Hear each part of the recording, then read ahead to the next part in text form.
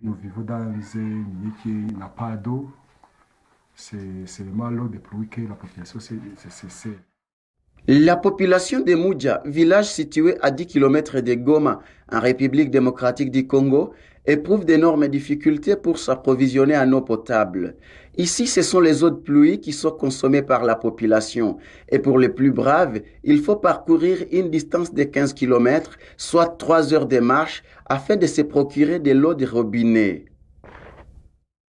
Ni kuuza kama tunakosa hivi vya chini, tunakamataka truasa, tunauza bidon. Si nous manquons ces eaux de pluie, nous achetons un bidon de 20 litres à 300 francs congolais. Et pour les civets, nous nous dirigeons au lac.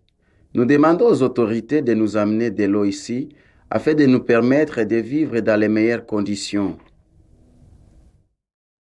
Cette situation est à la base de plusieurs cas de choléra signalés dans cette contrée, comme l'affirme l'infirmier titulaire du centre de santé Mudja.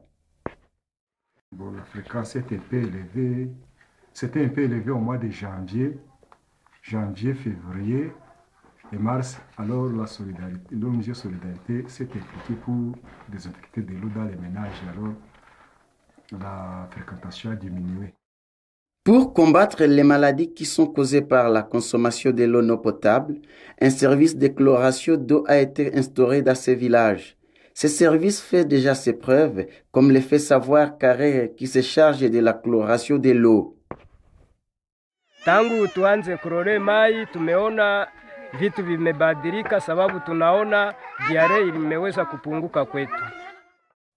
Depuis que nous avons commencé à chlorer l'eau, beaucoup de choses ont changé. Le taux de choléra a sensiblement baissé dans notre village parce qu'il était déjà très élevé à cause de la consommation de l'eau non potable.